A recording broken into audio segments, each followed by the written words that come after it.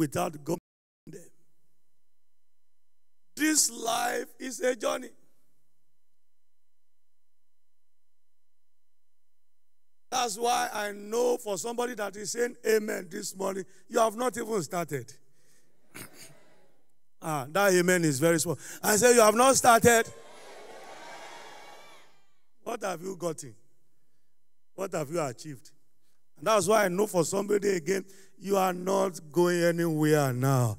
This ground will wait and wait and wait and wait and wait for you and I. I'm not going to the grave early. I will fulfill my days. I will fulfill my journeys. Can you say a better amen? So this life is a journey. It's a journey. And many people failed this journey of life because the cloud of glory was not leading them.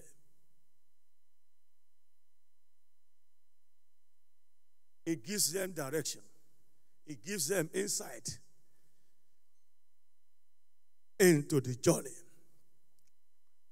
That's why it says, you see in that verse, it's journey, journey, journey, journey, journey, journey. And I've discovered in this life that people take and treat life the way they see it. Different people see life from different perspectives.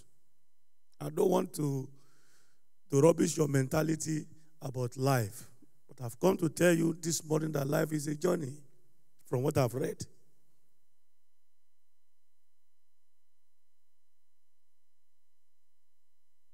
I've discovered that people see this life as, some people see this life as a war or a battle.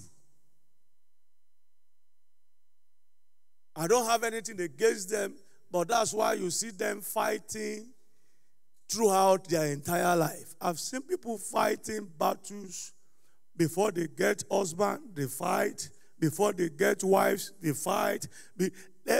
Is fighting every time. Fighting forever.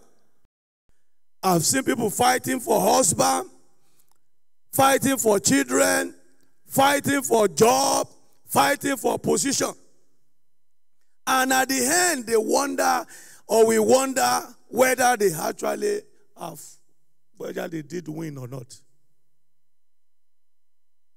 But I've learned to tell people like that this life, I agree with you to some extent that it's a war, but the battle does not belong to you. The battle belongs to who? To God. If not, you will fight and fight and fight and fight and fight and fight, and at the end of the day, you have even nothing to show for it. Everywhere warfare is fighting. I believe in warfare. I believe in prayer. But I've discovered something about this life, that this life is a journey. And there are battles. But why don't you hand over the battle to God? And I've also discovered that there are people that see this life as a competition. Competitive spirit everywhere. But that's not even where I'm going this morning, very briefly. But let's look at the way Jesus said his life in John 16, verse 28.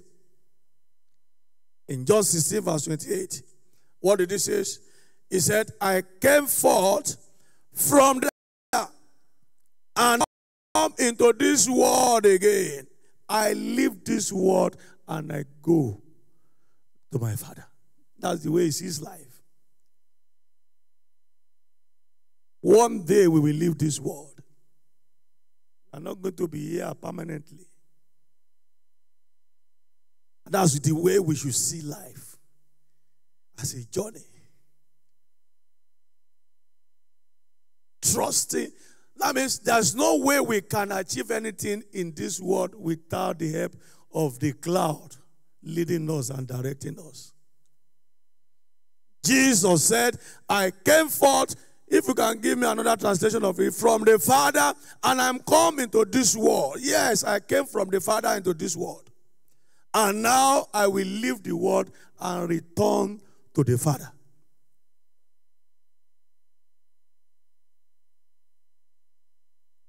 And so what do we do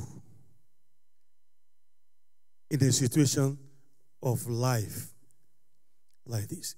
He even said in John 14, what do we do? My charge this morning and my counsel to you before we meet the Lord is that wait on the Lord. Trust the Lord.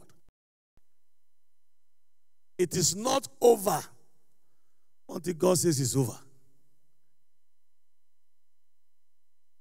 See this life as a journey. Came to this and we live one day. In fact, he said in John 14, let's look at it from verse 3 and 4. Look at what Jesus said. John chapter 14, verse 6. He said, when everything is ready, I will come and get you, so that you will always be with me where I am. And then verse 4 says, as you know the way to where I am going.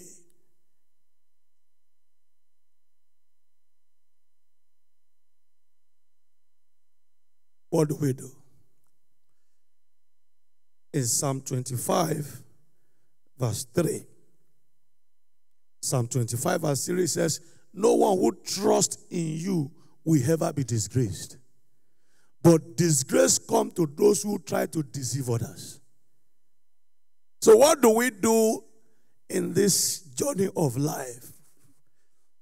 Is to trust and wait on the Lord.